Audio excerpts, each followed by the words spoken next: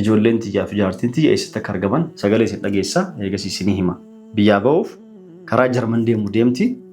Anna birallee shakku obboleettii miti santu iyyuu fixeefit Jarman ofaa jiran fakkaatee mee dhageeffadhaa. አጋጣሚ ትናንትና አዲስ አበባ ነበርኩ። አዲስ አበባ ጀርመን ኤምባሲ ነበር። ጀርመን ኤምባሲ ውስጥ እንደ አጋጣሚ ሆኖ ባለቤቴ ልጆቹ አሻራ እየሰጡ ነበረ። Akkuma dhageettan maal jetti mucoon kaleessa annan beektu wallahi mucoo waliin beenu sagalee naaketti asitti. Kaleessa Adaamarraa karaa Finfinnee deemee tureet dhimma qabnaa imbaasii Jarman keessa jechuudha. Dhimma qabna ture dhimma keenya san fixachuuf achi turre yeroo deemu Sumayyaa fi ijoolleen kan kee ashaaraa akka kennan argine imbaasii keessa jedhan. Ashaaraa akka kennan argine jedhan. Kanaafuu wanti ashaaraa kennaniif maaliif ree? Lakkoofskee barbaadee gana achirraa silaa achumatti daqiiqa masanitti barbaadee osoo lakkoofskeen kee qabaadhe siin uleetiin achitti akka namatti gootee yeroo isiin baatee galuuf deemtu bakka isiin galtu namni jala seeneetiin inni qaba ture jettee turte jechuudha. Sumayyaa fi ijoollee tantee ashaaraa akka godhan imbaasii keessatti argeettee naa himte mucayyoon jechuudha. Akkasitti naa himte kanaaf wanti kana gootuuf maaliif biyyaa ba'uu hidde jechuudha.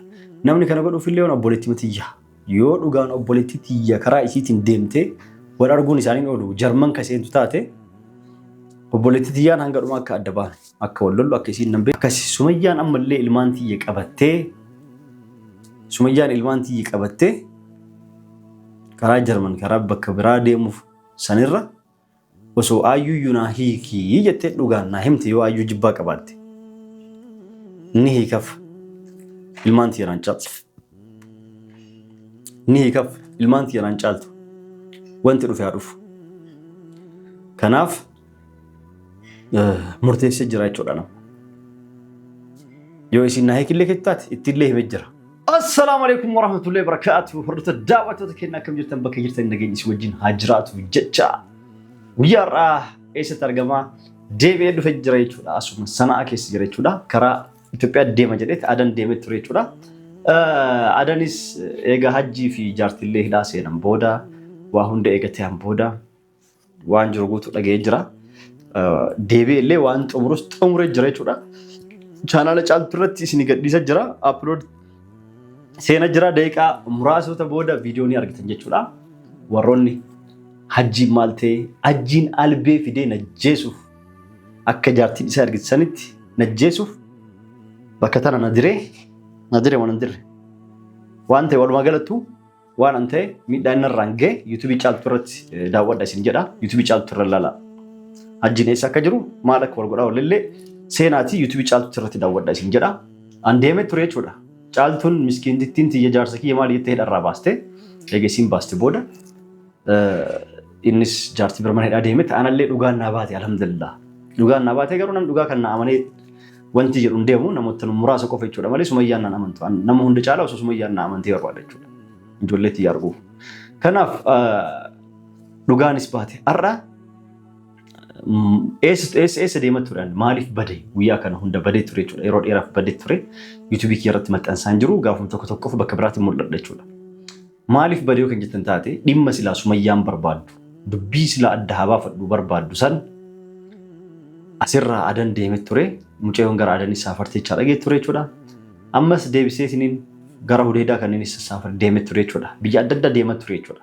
Osoo viidiyoo waraabaa hin mul'isin maaliif namni sifatee jira as jira kaan waraabu namnis waan hifateef mee takkaa tana callisee dhimma mucattii tana osoo amma booda hin dubbatin anummaan jala deemee barbaade yoo argadhe as baasee mul'isetti karaa Sumayyaan itti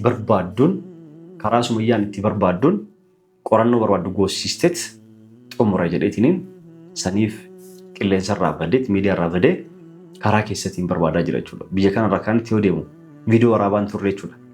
Maaliif namni sifataa jira sadhiisee dhimma kana ofirraa fixeetiin eega kana fixeen booda Sumayyaa waan biraa waan sabsatu hin qabdu jechuudha. San ofirraa xumureetiin deddeematu jechuudha.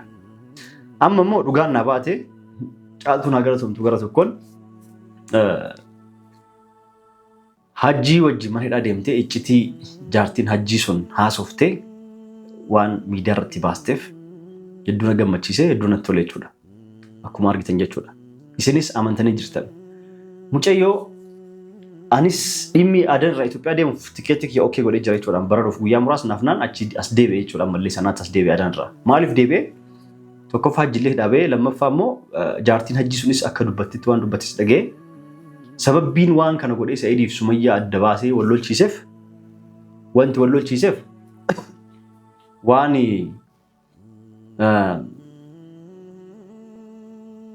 Sa'iid hiriitti takka geeleentii takka isa jaalatti turte isa jaalatti turte sababaa isaa jaalalli isarraa qabeet inni illee immoo jaalalli isii osoo ficcisiisin itti taphatee isiin sababaa isaa maraattee mana haakimii keessa jirti jette. Maraattee mana haakimii keessa jirti. Tamiin akka taatee hin beekan. Dubbii kanallee lafaa kaastee uumte. Tamtu na jaalataa, tamtu na jibbaa hin beekan.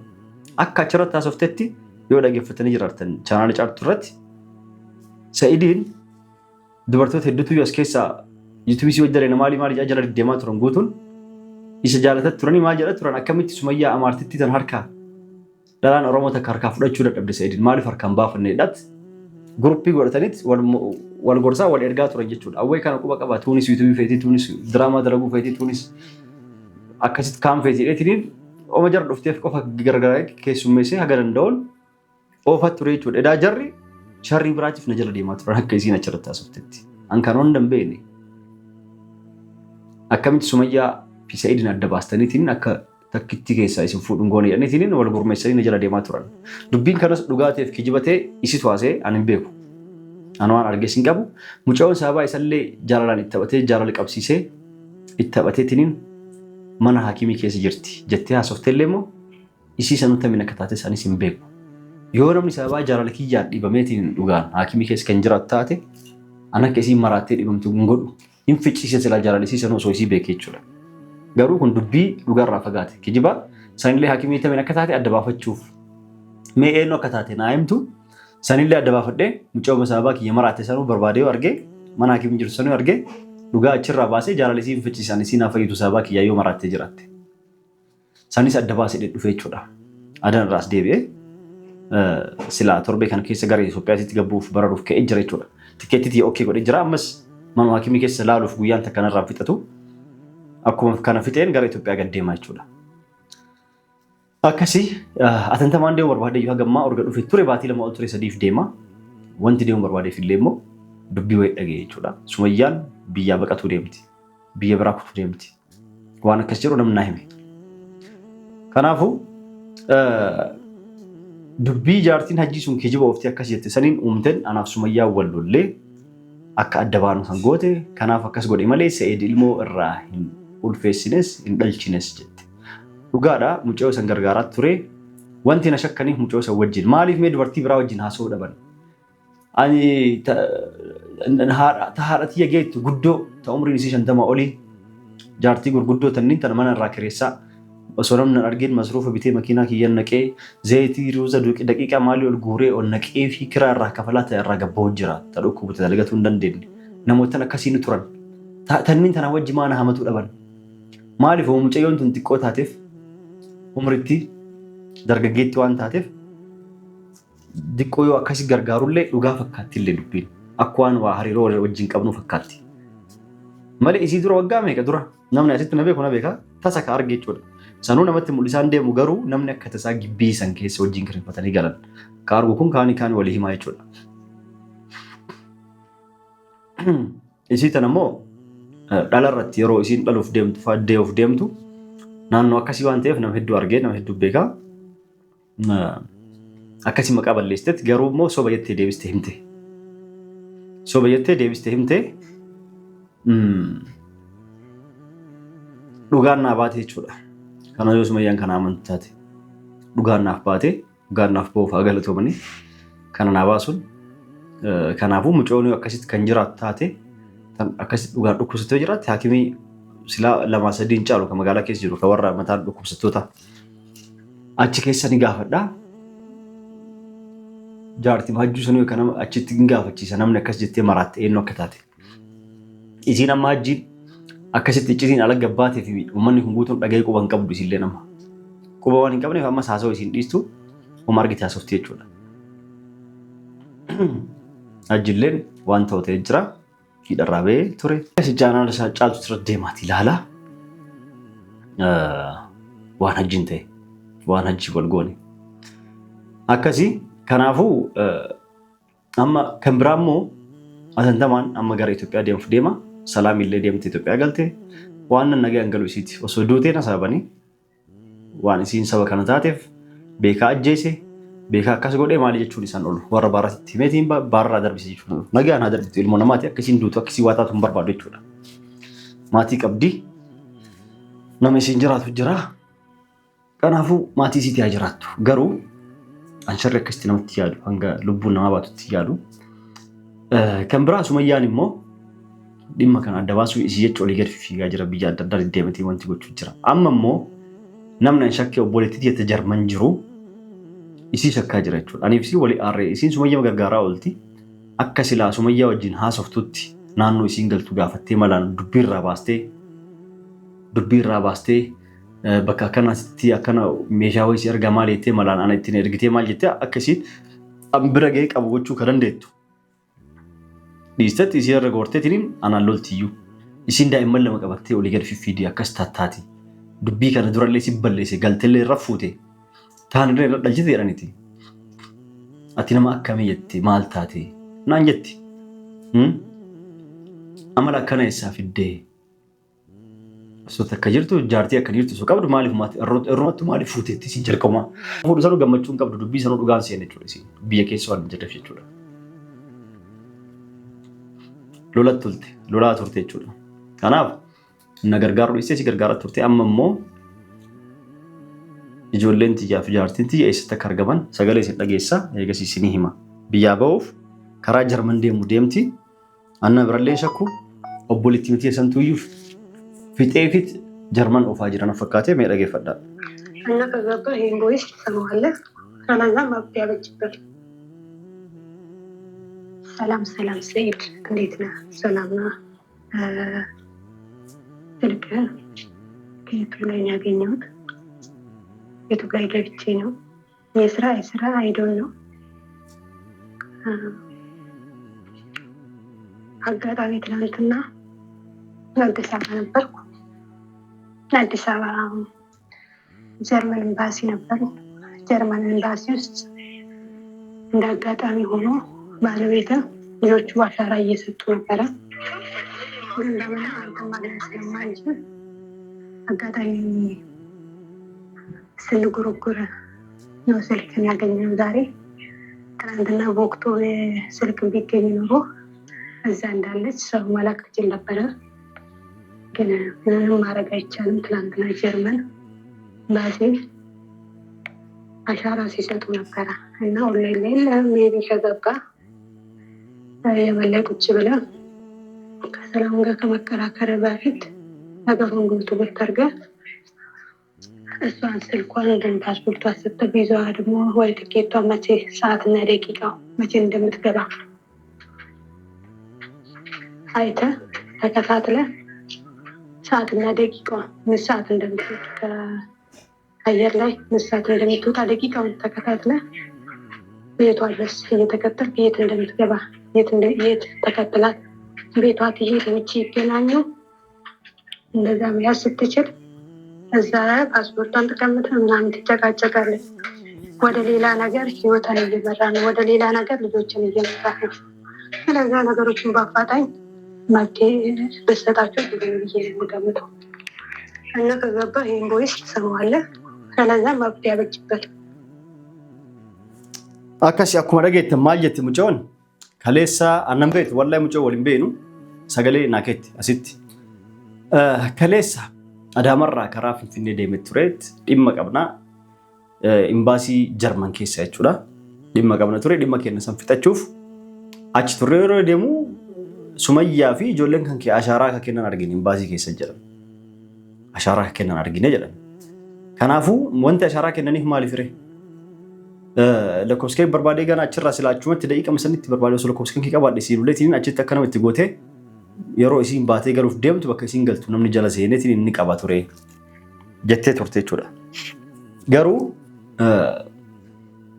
lakkoofskeen kee dirqitti argannee namoota hedduu lakkoofsa kan argatu hin dandeenye malee teelegiraama kiyya yuutuubii jala seenanii abaawwatii jala seenan teelegiraam ni jira feesbuuk meseenjaris ni jira lakkoofsi keellee immoo maxxansa turaa jechuudhaan yeroo yuutuubii gurguraa waa'ee yuutuubii gurguraa yeroo haasa'u jechuudha. Kanaaf akkasitti mucayyoo bakka akkasitti Sumayyaa fi ijoollee hintee ashaaraa akka godhan imbaasii keessatti argeettee naa himte mucayyoon jechuudha. Akkasitti naa himte kanaaf wanti kana gootuuf maaliif biyyaa ba'uu hidde jechuudha. Namni kana godhuuf illee obboleettii mitiyyaa yoo dhugaan obboleettii tiyya karaa isiitiin deemtee wal arguun isaaniin oolu jarman kaseentu taate obboleettii tiyyaan hanga dhuma akka adda ba'an akka wal lollu akka isiin nan beekne akka hin dileessin beekne. Maaliif ani ijoolleen tiyya akka jarman seentu hin barbaadu akka jarmanitti barattu hin barbaadu. Biyyuma keessa teettee diinillee barnoota illee akkuma biyya keessa barattuu barbaada. Maaliif jarmanitti firiidama maali jedhaniitiin akka barbaadan ijoolleen fakkeenyaaf dhiiraaf dhiira akka wal fuudhuu danda'an dubartiif dubartiin akka wal fuudhuu danda'an. Kana fa'aa hin barsiisan mana barnootaa keessatti. Yoo fedhii jarri qabaatan akka fedhan jarri haa ta'aniif. Yoo maatiin haraamoonni akkana jedhaniin maatii harkaayyuu ilmaan ni fudhatanii jechuudha. Booda yoo harkaa fudhatan xiqqishumaa badee nama meeqa jira kaasee Yaman keessaa Awurooppaa deemee ilmaan harkaa guuratan miidiyaa irratti argaa jirtanii. Ajaba xiqqishuutiin ilmaan keetuu dirqii nama harkaa fudhatan jechuudha. Kanaaf wanta akka kanaa kan akka silaa barnootatti waa hundaan caaluun achumooyyaa ta'ullee garuu diiniif immoo Itoophiyaa keessa wayii jechuudha. Amantaa isaaniillee seeraan barachuuf aadaaf safuu waa hundaa kanneen kanaaf biyyuma caala. Biyyuma barachuu caala biyyatti immoo akkanaa wajjin guddatan barbaada malee akka achi deemanitti ijoollee tiyya osoo naa wajjin guddatiin osoo jaarala ijoolleen argin baqattummaa keessatti achi dhaqaniitiin biyya sanitti akka guddatanis hin barbaadu. Takkaa jarra achi baanan immoo akka Itoophiyaa kana keessa salphatti deddeemee jarra barbaadee arguu hin danda'u. Achi kunnaan jechuudha. Itoophiyaa keessa yoo Bahar Dar deemtee Gondar achi Adaamaa Finfinnee kan gaddeemtu osuma akkasii zooru guyyaa tokko rabbi irra na buusa. Guyyaa tokko rabbi irra na buuse argachuu danda'a. Kanaafuu ani yoo dura Itoophiyaa deemuuf gaddeemee adan deemee ture dhimma hajjii kana fa'aa dhageenyaan saniif deebi'ee dhufe jechuudha. Maaliif dhufe? Tokkoffaa hajjillee hin dharrabee mucaa olleen eegama sababa kiyyaan marattee dhukkubee mana hakimii ciisaa jirti isii mataan adda baafadhaadha. Wan deebi'eef tikkeetti kiyya okkee godhee ture deemuuf. Isallee adda baafadhaa dhufe lammaffaa immoo hajjilleen viidiyoo caaltuu seenaa dhageeffadhaa na kadhatee noo haame jechuudha. Waa hedduu jedhee jechuudha. Akkasi sanilleef deebi'ee dhugalleen baate dhugalleen egaa baate yoo danda'ame immoo kana caalaa akka tolchitee mucoon baastu gochuu deemaa jechuudha. Dhugaa jirtu. Salaam illee Itoophiyaa galteet ati dhiira karaa dirree xayyaara Itoophiyaatiin eerpoortii Itoophiyaatiin yoo kan dhuftu taate ati dhugaan dhiiraa jetti.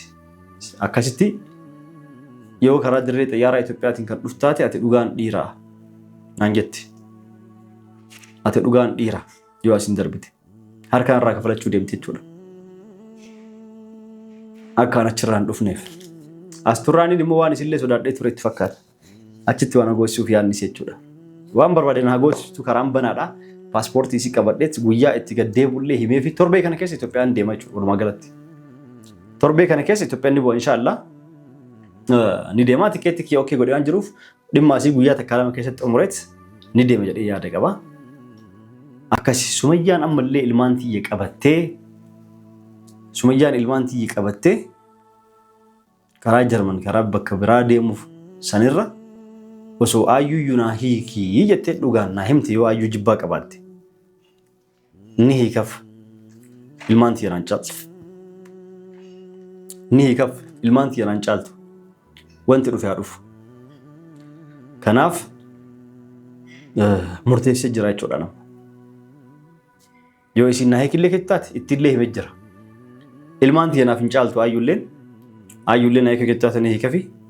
Akka isin Itoophiyaa keessaa baatee ilmaan tiyya biyya biraatti barattuu fi biyya biraatti guddattu isin barbaadu fedhiin kee kana isinillee du'aa godha. Inshaallah torbee kana keessa anillee Itoophiyaa gabbu'aa. Torbee kana keessa inshaallah gabbu'aa. Mee salaamillee ati dhiira jettee wooma isiin fidduu hin laallaa jechuudha. Ati yoo karaa dirree xiyyaara kanaan dhufte dhiira naan jette mee dirreen xiyyaara sun kennamu kan isaaniitiin laalla. Wooma isiin nagootu laalla inshaallah. Itti himaa guyyaa itti himaa deema sanu guyyaa itti himeetiin deema. Guyyaa xiyyaarri bararaan jiru ni beekti. Guyyaa roobii qofa itti himaatiin dhaqa. Angamma waan wajjin turtaniif galatoomaa isin jedha. Assalaamu alaikum warahmatullahi wabarakatuh. Nagaan nuuf tura. Baay'ee baay'ee.